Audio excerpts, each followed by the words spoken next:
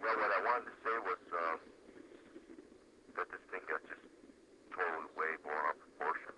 A lot of things that were said that just weren't accurate about me and my wife. Really damaging things. I know I can't turn back time, but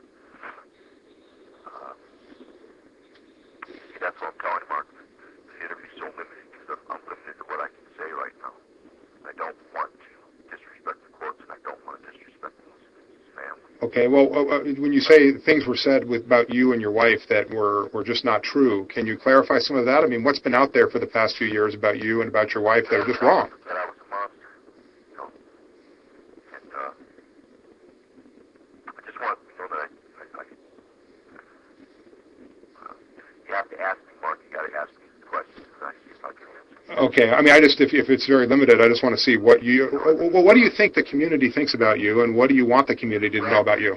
Okay, here. I took the plea deal, and I read in the paper that the bodybuilder admits to killing. I read that headline yesterday in the paper, right?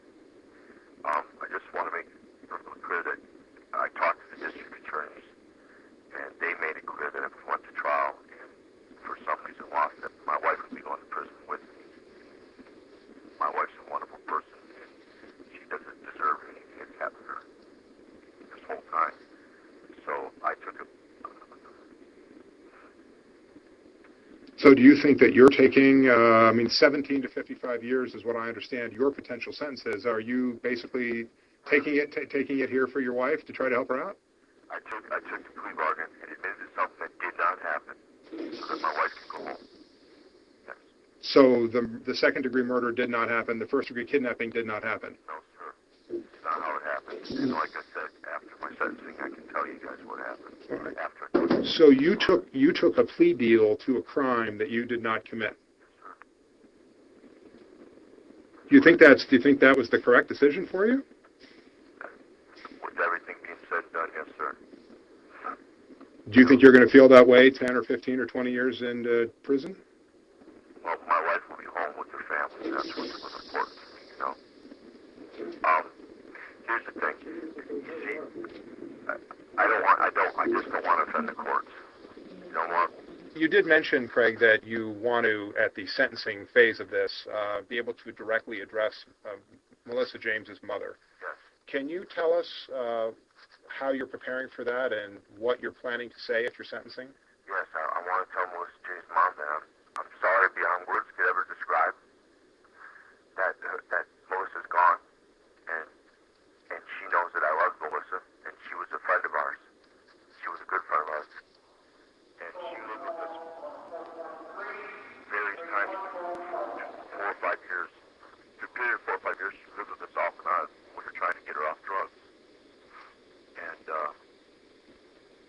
things just got way out of control, and I'm so sorry for what happened, and I can't take it back, but I didn't have a role in her death, you know, and I want her mom to know that, and I want her mom to know what really happened, and I don't want her mom to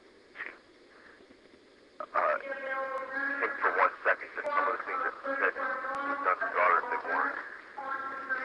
Craig, while we have you on camera here, can you explain to our viewers why it is that you do not want to answer any questions about what may or may not have occurred that day? Yeah, it's real simple, Mark. I don't want to disrespect the court systems here, and I don't want to disrespect or hurt Melissa's mother any more than she's already been hurt.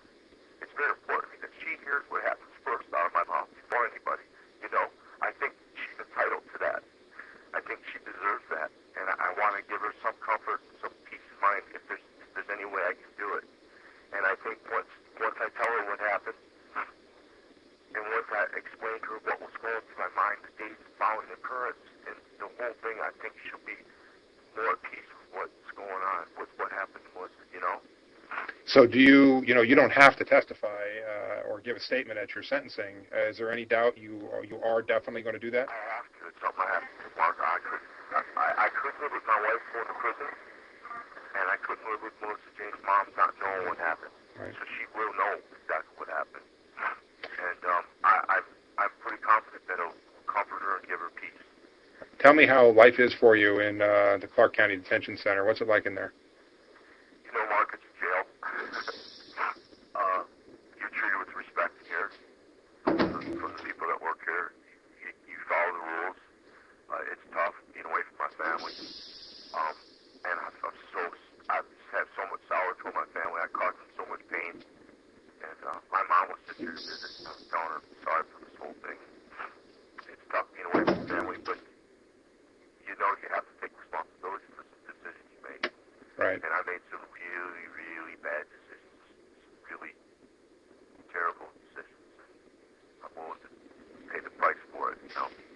Well, Craig, if we request to talk to you after the sentencing, do you think we might be able to have a more complete conversation? Mark, you have my word. After Okay. sentencing, you come up here, I will sit down, and after I talk to Melissa's mother, you come up here and I will tell you in detail what happened and why other things happened that other people go, oh my God, the things that weren't supposed to happen. I'll be free to talk to you, you know. But like I said, I just don't want to disrespect the court systems, and I don't want to hurt Melissa's family any more than they've already been hurt. Okay, very good. Anything else you want to add while we're on the record?